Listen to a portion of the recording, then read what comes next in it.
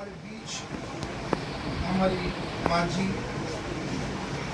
शीला रणविसल को जाकर 40 दिन हो गया, तो आज एक मेमोरियल सर्विस उनके नाम पर रखा गया है।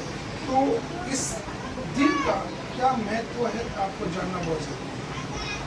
हम अगर मसीह में हैं तो आज का दिन का महत्व और मृत्यु जो मसीह का होता है उसका क्या महत्व जानना बहुत जरूरी है। आप देखिए बाइबल ऐसा बताती है मसीह में किसी का मृत्यु हो क्या कहते हैं, मसीह में वो हो गया।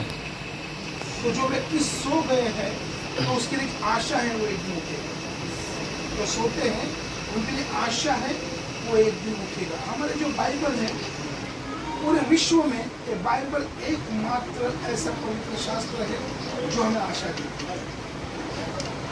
बाइबल एकमात्र ऐसा पवित्र शास्त्र है जो हमें आशा देती है। अगर आशा हमारे जीवन में नहीं है तो निराशा घेरे रखेगी, और निराशा डिप्रेशन को लाएगी, निराशा एक दर्द को लाएगी। इसलिए बाइबल हमें एक आशा देती है कि जो लोग मसीह में सोए हैं वो एक दिन उठेंगे, उनको हम देख भी पाएंगे।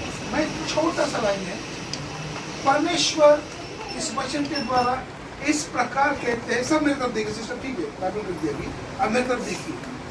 बाइबल में परमेश्वर कहता है कि मैं तुम्हें अनाथ न छोड़ूंगा। आपको ये बोलना चाह रहा था कि परमेश्वर आपको बोलना चाहता है भले आपके बीच में से आपकी माँ को उसने लेके गएगा, आपको अनाथ नहीं छोड़ेगा।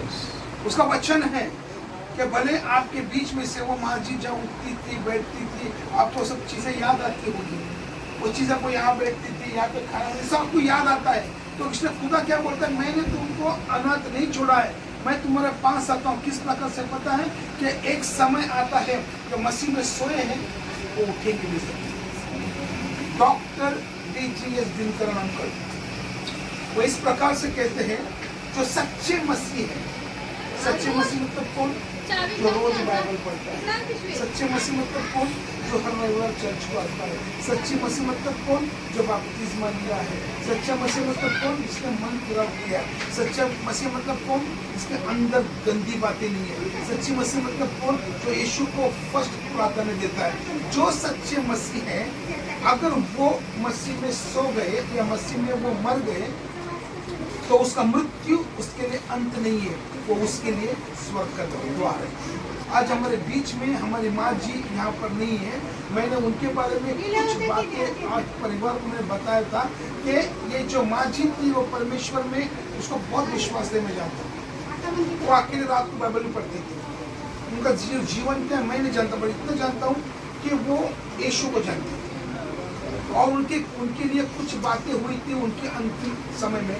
वो बातें ऐसी थी कि उन्होंने अंतिम समय में खुदा को करीब से जानने की कोशिश की। उसने अपने परिवार को चर्च में लेके आया। मैंने एक वीडियो में देखा वो आंटी नाच रही थी, ये उम्र में भी वो नाच रही थी, झूम रही थी यीशु मसीह के लिए। और उन्होंने अपने घर में कॉटेज प्रेयर रखा और उस दिन उन्होंने अपने हाथों से हमें खाना खिलाया वो आंटी ने। और उसके और जो मंडे को जो प्रेयर हुआ था वो प्रेयर का क्या शीर्षक था हमारा, यीशु मसीह का वंशावली का शीर्षक था। वो वंशावली का शीर्षक वो मीटिंग को उसने अटेंड किया। उसके नेक्स्ट डे वो परमेश्वर के पास सो गए और उसको तकलीफ कुछ नहीं हुआ।